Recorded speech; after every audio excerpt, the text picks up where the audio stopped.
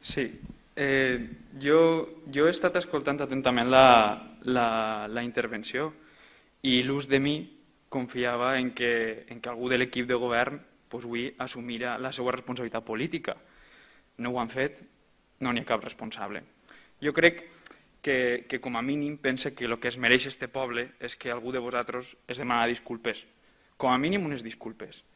Disculpes per tot el que no han fet correctament i per tot el que van prometre i no han complit. Especialment m'agradaria destacar les persones que en el 2015 i en el 2019 es van votar a vostès.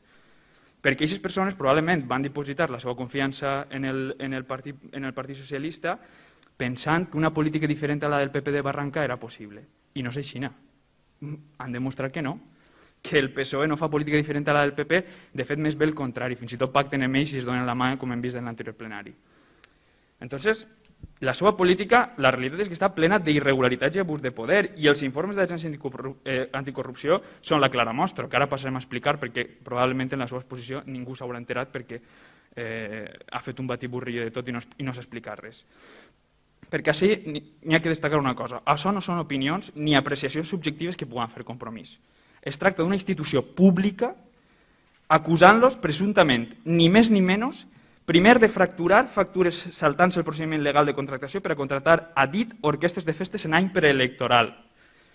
2. Donar una licitació a dit d'un bar amb un procediment de contractació probablement nul. 3. No reclamar un deute evident de 35.000 euros, segons l'agència, literal, amb passivitat de l'exercici de les accions recaudatòries, això, per cert, mentre n'hi havia empreses en aquest poble que portaven mesos i mesos sense cobrar d'aquest ajuntament el que es devia. 4. Organitzar l'enllaç matrimonial de l'alcalde sense els permisos corresponents i que el propi ajuntament hagi d'iniciar un procediment sancionador per a posar una multa per això. Quin exemple és este del màxim responsable d'aquest ajuntament?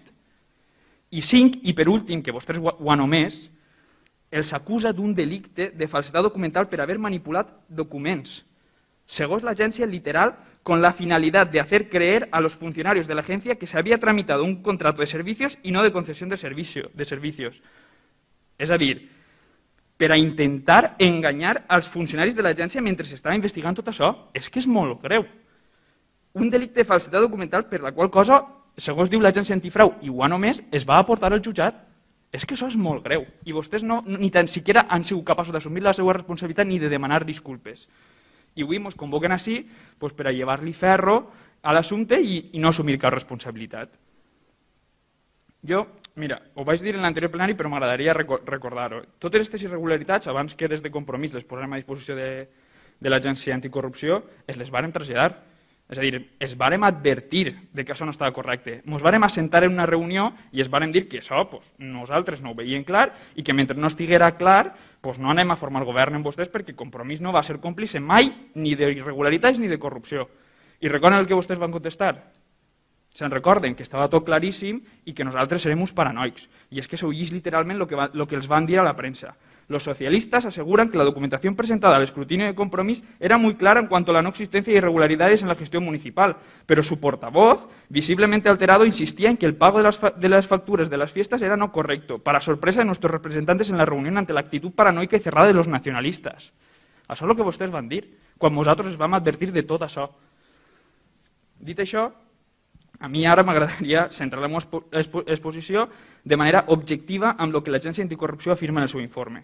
És a dir, per molt que vostès ara també intenten anar de víctimes i intenten insinuar que això és una caceria de bruixes, m'agradaria llegir-los algunes parts de l'informe perquè cadascú pugui treure les seves conclusions i pugui entendre el que ha passat.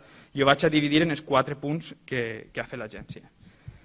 En primer lloc, la Junta de Govern local, en data 31 de maig del 2016, es va aprovar l'inici de l'expedient d'adjudicació d'un bar. La Junta de Govern va disposar l'adjudicació del contracte a una empresa. Va contractar, per dir-ho d'alguna manera, va cedir l'adjudicació de la gestió d'aquest bar a una empresa determinada. Aquesta empresa es va comprometre, mitjançant contracte, a netejar el camp de futbol, els vestuaris, els exteriors i tal, com també a pagar un cànon anual de 10.000 euros més IVA, és a dir, 12.100 euros per la gestió d'aquest bar. Des de la data de signatura del contracte en el 2016, l'empresa no es va encarregar ni de la neteja d'instal·lacions pactades ni res perquè s'encarregava l'Ajuntament, ni es va realitzar cap pagament a aquest Ajuntament, des del 2016. I un apunt, així m'agradaria fer un apunt. Nosaltres d'esta informació cal destacar que ens assabentem gràcies al síndic de Greuges, que va resoldre en el seu moment que vostès estaven impedint-nos accedir a aquesta documentació i gràcies al síndic de Greuges nosaltres vam poder accedir a aquesta documentació, que és que això també jo crec que el poble mereix saber-ho. Entonces, l'Ajuntament, en el moment en què nosaltres ho vam denunciar, mai havia reclamat este deute, el que per a nosaltres ens semblava que és un perjudici a les arques municipals i que no és just, i sobre això l'Agència Anticorrupció, en el seu informe, en la pàgina 11, paràgraf 3, diu: es un hecho constatado que muestra en cualquier caso una pasividad en el ejercicio de las acciones recaudatorias que corresponden a la entidad local y que pueden conllevar el menoscabo de caudales públicos. La pregunta és així perquè n'hi ha una empresa que no paga i ningú fa res. I l'Agència Anticorrupció diu és que tenien l'obligació, un hecho constatado que muestra en cualquier caso una pasividad en el ejercicio. Per això, l'agència el que fa és instar-los a que reclamen el que se deu, el que és evident, un total de 35.000 euros que li deu aquesta empresa a este poble, i es concedeix un termini de 3 mesos. En segon lloc, casualment, aquesta empresa que donava diners a l'Ajuntament és l'empresa encarregada d'organitzar l'enllaç matrimonial de l'alcalde i aquest esdeveniment es realitza sense permisos perquè n'hi ha un informe de secretaria que diu que l'ocupació de la via pública és desfavorable, perquè el que s'anava a fer era a utilitzar algo que és de tots, com és el poliesportiu, de manera privativa. Entonces, l'agència ha intentat contactar amb aquesta empresa per poder consultar si aquest esdeveniment es va celebrar, però l'agència, per A o per B, no ho ha aconseguit. Independentment, al no tindre els permisos, el que fa l'agència és instar-los a continuar en l'expedient sancionador. En tercer lloc, es va acabar aquesta concessió i en van fer una altra a una altra empresa, mitjançant un procediment obert simplificat. Procediment obert simplificat. El que diu l'agència en el seu informe, en la seva pàgina 25, apartat tercer, és: este procedimiento está reservado en la Ley 9/2017 únicamente para los contratos de obras, servicios y suministros que además cumplan unos determinados requisitos. Esta cuestión viene establecida en el artículo 159.1 de la ley y, por lo tanto, no es aplicable al tipo de contratos de concesión de servicios, como es el caso del present expediente. És a dir, vostès van utilitzar un procediment que no se podia fer. I així ve el gros de la qüestió. Així són el gros de la qüestió que vostès han omès. Mentre l'agència antifrau està investigant este fet irregular, segons la pàgina 16 de l'informe, diu: por parte del alcalde presidente del Ayuntamiento de Castelló de Ruat se ha indicado en el escrito de alegaciones que se remitió por error documentación relativa al procedimiento de contratación que no era el correspondiente y que inducía error en el tipo de contrato, habiéndose remitido de nuevo los documentos relativos a los pliegos de contratación, la resolución de adjudicación y la notificación adjudicatoria. Què és el que passa així? Es diuen que els documents que havien enviat no són els bons i l'alcalde els envia uns nous documents per a, segons ells, no confondre l'agència. I així és on ve l'agència y sobre estos nuevos documentos diu literalmente: tras el análisis de estos documentos y del informe pericial emitido por el Servicio Informático de la Agencia Valenciana Antifraude en fecha 16 de febrero de 2022, se ha constatado que los documentos presentados en la fase de alegaciones al informe provisional son falsos, que se trata de una manipulación documental que ha derivado en documentos sin firma, con CSV que no les corresponde y que, por lo tanto, carecen de validez al no garantizar su integridad, su autoría y pretenden ser una copia alterada de otro documento público. Por lo tanto, se ha manipulado los documentos originales con la finalidad de hacer creer a los funcionarios de la Agencia Valenciana Antifraude que se había tramitado un contrato de servicios y no de concesión de servicios. Esta presunta falsificación de un documento público puede tipificarse como un delito recogido en el artículo 390 del vigente Código Penal. És a dir, que així no és que un document Word passa a PDF i d'un PDF passa a un Word. És que així el que diu és que se va intentar enganyar als funcionaris. I continua en la pàgina 31 l'informe. Esta actuación que se expone en el informe pericial informático puede responder a la finalidad de hacer creer a los funcionarios de la Agencia Valenciana Antifraude que se había enviado unos documentos incorrectos y que la licitación se realizó de un contrato de servicios y no de concesión de servicios, para tratar de evitar que se evidencie la existencia de una irregularidad administrativa en la tramitación del procedimiento de contratación.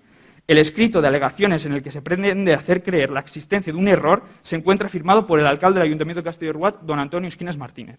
Tot això que jo acabo de llegir és literal. Y por todo lo anterior, pues la agencia conclou: en relación con los documentos remitidos junto a las alegaciones efectuadas por el Ayuntamiento de Castelló de Ruat, en los que se aprecia una falsedad documental y, por tanto, una presunta existencia de conductos o hechos que pudieran ser constituidos de delito, de conformidad con lo establecido en la ley, proceder a remitir la documentación acreditativa de los hechos sobrantes en el expediente al juzgado de instrucción que corresponda. Els han portat al juzgat i vostès avui així no han sigut capaços ni de demanar-li disculpes a este poble. I amb tot això, amb totes aquestes irregularitats i acusacions, i fins i tot delicte, que algú m'explique com es pot continuar com si res, sense que ningú assumisca la seva responsabilitat i per almenys entone mea culpa. Ningú, de veritat, és que per moltes voltes que jo li pegue no vaig a ser capaç d'entendre-ho. I aquest poble, sincerament, no es mereix això. I això que vaig a dir ho dic en tot el respecte institucional, ho dic en tot el respecte polític i fins i tot personal.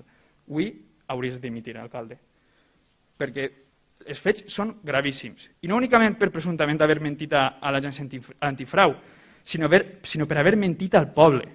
Continuem sense residència en centre de dia, continuem sense pla edificant amb unes infraestructures educatives deficients, continuem sense espai jove, sense reparar la casa del metge, sense habilitar el Palau Ducal per al seu accés al públic, sense rehabilitar el matadero com em van prometre, sense circuit per a caminar o per a córrer, etc. I mentrestant això, en sèrio, este poble es mereix això? Avui hauria de dimitir i si no dimitix, doncs des del compromís, de veritat que estenem la mà al Partit Socialista i a la cordura de regidors del PSOE per elaborar conjuntament una moció de censura. Perquè em nega a creure que en el PSOE d'este poble, que tant ha treballat per ell en l'època de Vicent Monero, queda embrutat per les accions d'uns pocs irresponsables que estan convertint el seu partit en tot allò que en aquella època es va combatre.